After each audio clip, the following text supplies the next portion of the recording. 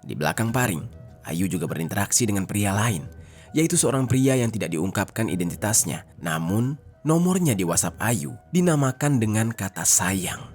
Halo Sobat Pena, apa kabar hari ini? Assalamualaikum warahmatullahi wabarakatuh. Hari ini, kita akan kembali membahas kejadian-kejadian mengerikan, kisah nyata yang terjadi di muka bumi ini. Kisah yang begitu mengerikan ini terjadi di Malang, Jawa Timur pada tahun 2024. Bercerita tentang seorang wanita yang meninggal dunia dan jasadnya ditemukan setengah tanpa busana dengan luka babak belur di sekujur tubuhnya. Setelah diselidiki oleh pihak kepolisian, terungkap bahwa tindakan yang begitu sadis tersebut dilakukan oleh kekasih korban sendiri yang merasa cemburu dan juga emosi ketika tidak sengaja memergoki handphone dari korban yang ternyata terdapat sebuah chat dari nomor yang diberi nama sayang oleh korban yang kemungkinan besar itu adalah selingkuhannya. Bagaimana cerita selengkapnya tentang kasus yang satu ini? Langsung saja kita bahas di Kata Pena.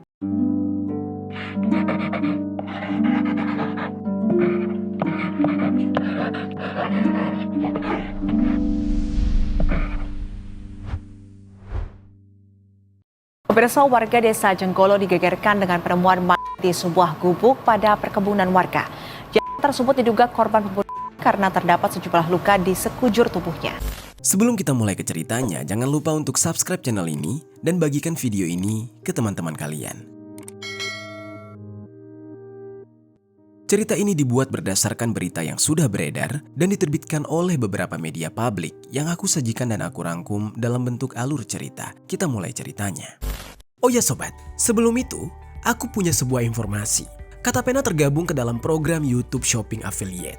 Buat kalian yang ingin mencari barang-barang elektronik yang keren dan bagus dan juga murah, aku punya beberapa rekomendasi produk untuk kalian.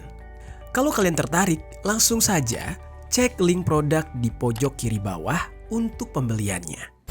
Jadi sobat, di Surabaya, Jawa Timur, tepatnya di Kelurahan Medokan Semampir, Kecamatan Sukolilo, ada seorang wanita yang bernama Adika Ayu Septiar yang usianya saat ini sudah 27 tahun.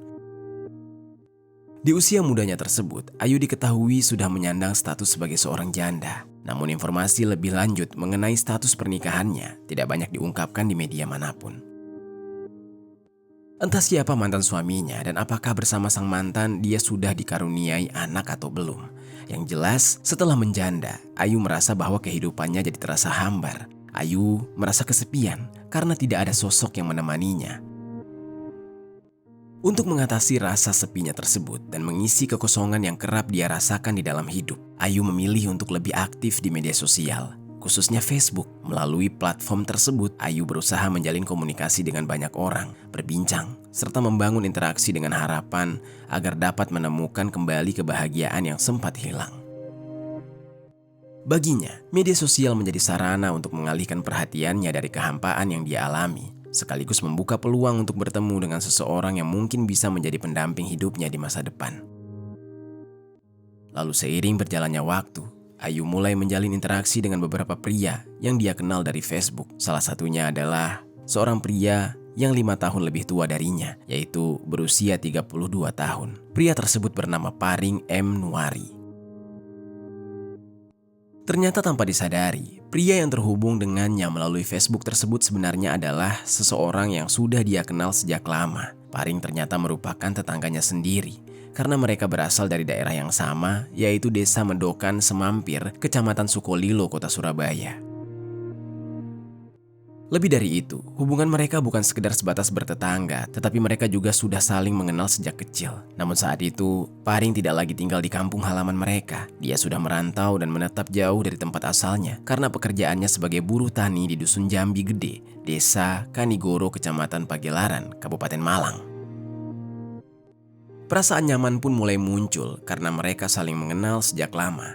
Yaitulah menjadi satu alasan mengapa Ayu dan Paring semakin intens berkomunikasi setiap harinya. Percakapan mereka yang awalnya hanya sebatas di Facebook perlahan menjadi lebih akrab dan mendalam, hingga akhirnya mereka memutuskan untuk bertukar nomor handphone.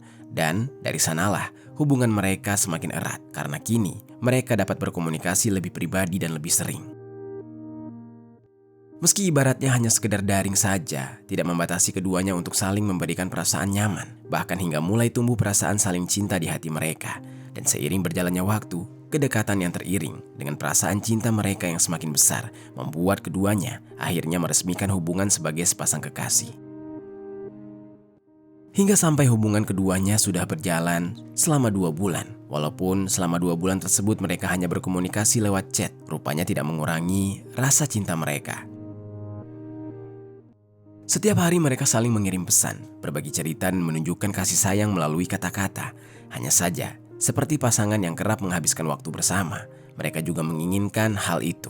Terlebih untuk saling menyalurkan hasrat mereka, hanya saja mereka terpisah oleh jarak. Singkat cerita, pada akhirnya ketika mereka sama-sama tidak bisa menahan rasa ingin bertemu, mereka pun mengatur waktu. Karena diketahui bahwa Ayu ingin menemui temannya di Malang untuk sebuah urusan, sehingga berencanalah mereka untuk bertemu dan menghabiskan waktu bersama sebelum Ayu menemui temannya. Diketahui juga bahwa entah sebelum atau bersamaan dengan perjalanan Ayu ke Malang, Ayu juga pergi untuk menghadiri acara Motor CB di Nganjuk, Jawa Timur pada Sabtu 14 Desember tahun 2024, malam hari. Singkat cerita, sampailah pada perjalanan Ayu yang sebentar lagi akan tiba di Malang pada hari Minggu tanggal 15 Desember tahun 2024. Saat itu, Ayu berangkat ke Malang menggunakan bis. Dan Ayu nantinya rencananya akan berhenti di Terminal Arjosari dan sekitar pukul 1 siang. Setelah mendapati dirinya sebentar lagi akan sampai di Terminal Arjosari, lantas Ayu segera menghubungi Paring untuk menjemputnya di Terminal Arjosari pada pukul 2 siang. Di sisi lain, Paring yang mendapatkan kabar bahwa pujaan hatinya sudah mau sampai di Terminal Arjosari, buru-buru untuk mencari temannya agar bisa dipinjami motor. Saat itu Paring meminjam motor Honda Vario milik temannya dengan nomor polisi N6488EDM. Setelah mendapatkan motor pinjaman, Paring langsung tancap gas menuju terminal. Entah karena lama menunggu pinjaman motor atau bagaimana, yang jelas Paring yang diminta jemput pada pukul 2 siang baru bisa sampai sekitar hampir 1 jam kemudian. Ayu yang hampir 1 jam menunggu akhirnya duduk di sebuah warung kopi yang berada di dekat Terminal Arjosari. Hingga pada akhirnya Paring pun tiba. Hubungan mereka yang selama ini terjalin melalui jarak yang jauh pada akhirnya bisa bertemu.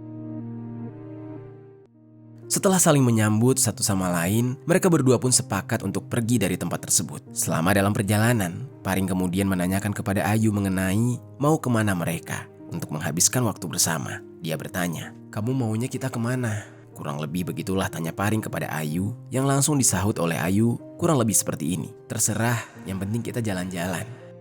Karena tidak punya arah tujuan, mereka jadinya hanya keliling-keliling saja dengan sepeda motor. Sampai pada saat mereka melintasi wilayah Desa Jenggolo, tepatnya di Jalan Sumedang Kamulian, RT 10 RW 2, Desa Jenggolo, Kecamatan Kepanjen.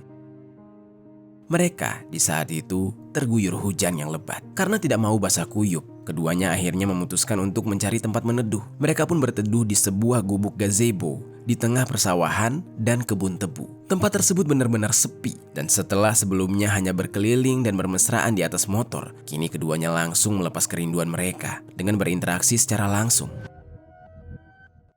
Di dalam suasana yang sepi dan hening, hanya ditemani suara rintik hujan dan gemuruh angin, Paring merasakan ada gejolak yang sulit dia tahan.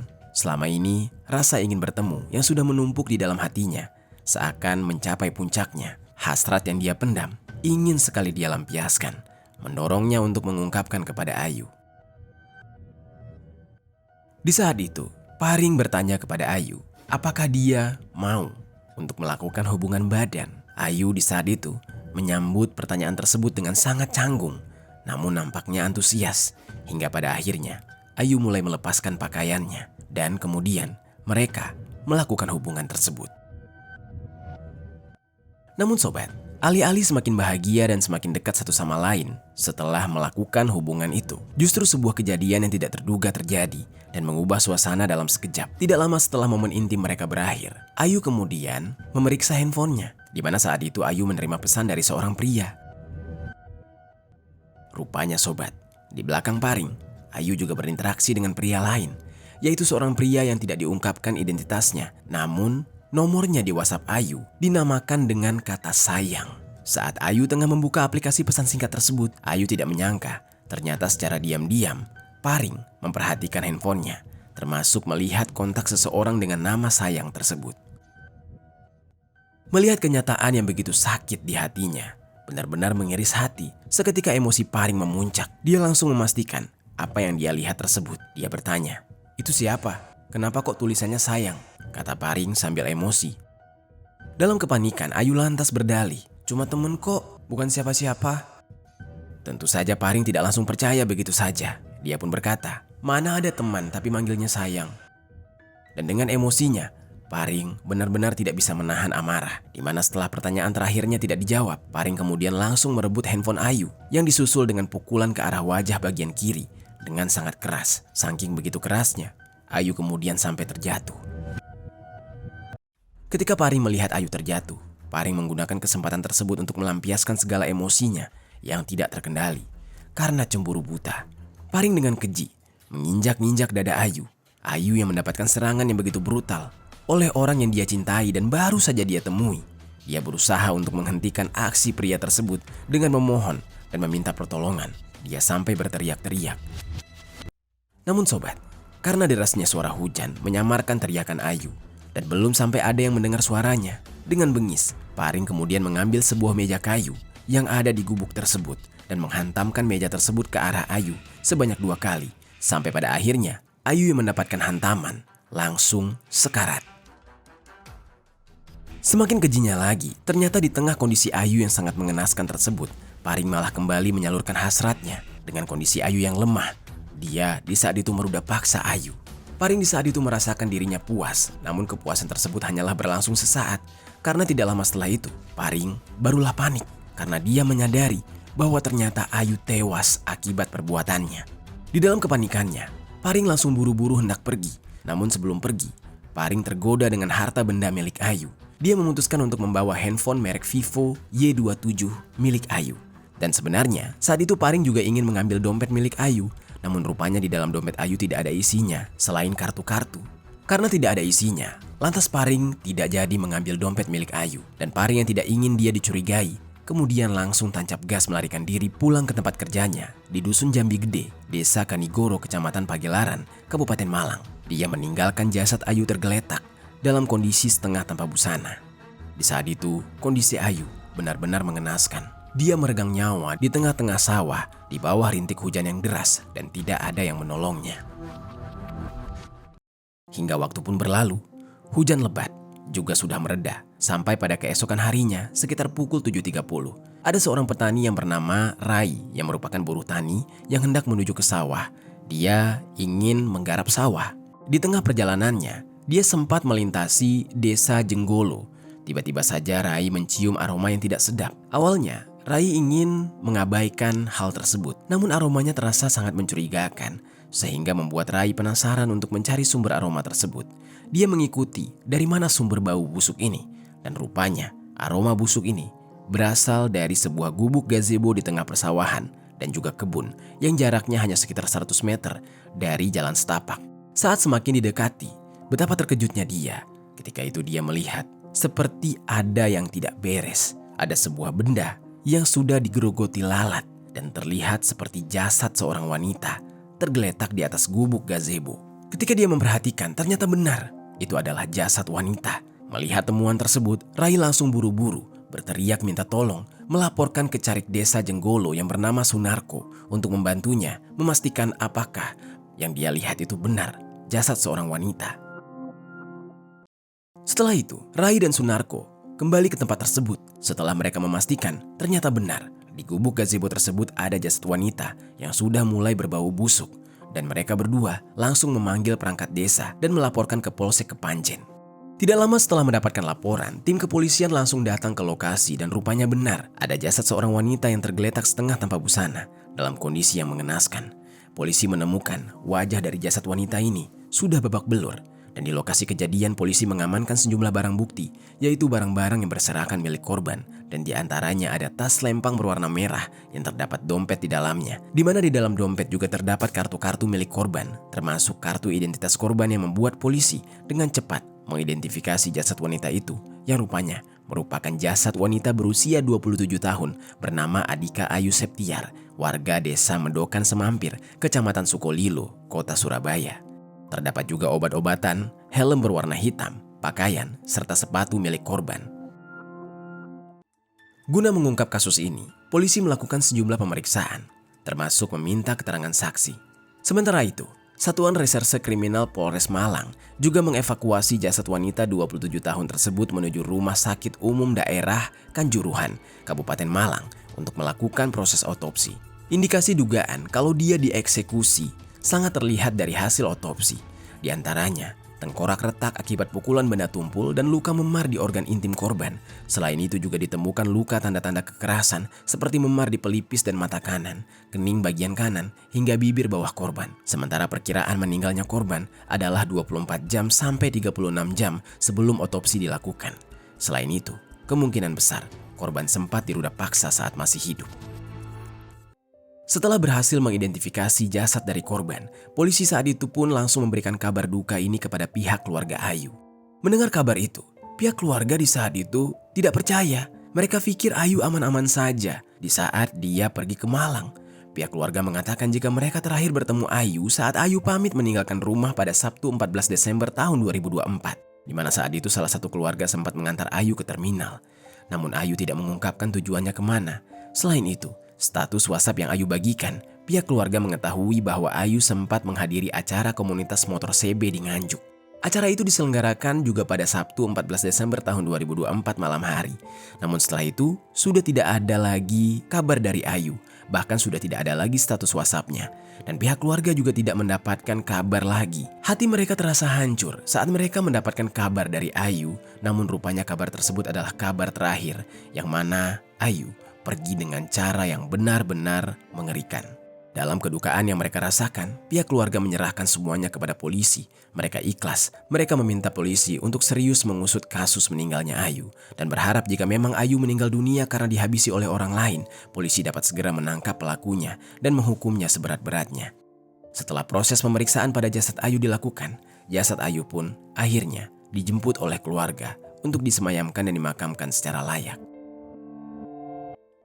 Sementara itu, polisi yang terus melakukan pemeriksaan, meski mulanya penyelidikan menemui kendala akibat minimnya data pendukung, namun berkat keterangan dari 17 saksi dan analisis luka pada tubuh korban, polisi juga di saat itu men-tracking dengan siapa Ayu terakhir kali berkomunikasi, dan sinyal handphonenya yang dibawa oleh si pelaku juga terdeteksi mengarah kepada siapa pelakunya, yang akhirnya membuat polisi berhasil mengidentifikasi pelaku dan langsung melakukan pelacakan keberadaannya.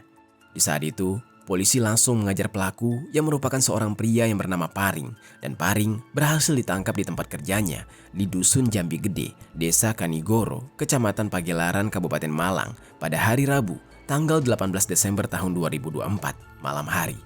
Dari hasil pemeriksaan yang dilakukan oleh polisi, terungkap bahwa pelaku dan korban sudah menjalin hubungan sejak Oktober tahun 2024 setelah berkenalan melalui media sosial Facebook, di mana pelakunya, yaitu Paring, dengan keji melakukan tindakan yang berujung dengan meninggalnya Ayu karena merasa cemburu buta dan emosi ketika tidak sengaja memergoki di handphone Ayu yang merupakan kekasihnya tersebut ada chat dari orang lain yang diberi nama Sayang. Dan atas perbuatan kejinya, Paring sangat menyesal. Dia pun dijerat dengan pasal 338 KUHP tentang penghilangan nyawa dengan ancaman hukuman 15 tahun penjara. Kemudian pasal 351 KUHP ayat 3 dengan ancaman hukuman 7 tahun penjara. Dan sampai saat ini, Paring masih menunggu proses peradilan dan keputusan pengadilan belum diputuskan. Itu dia sobat, kisah dari Ayu yang harus berakhir di tangan kekasihnya setelah melakukan hubungan badan dan ketahuan ternyata menjalin hubungan dengan pria lain. Apa pelajaran yang bisa kita ambil dari kisah ini?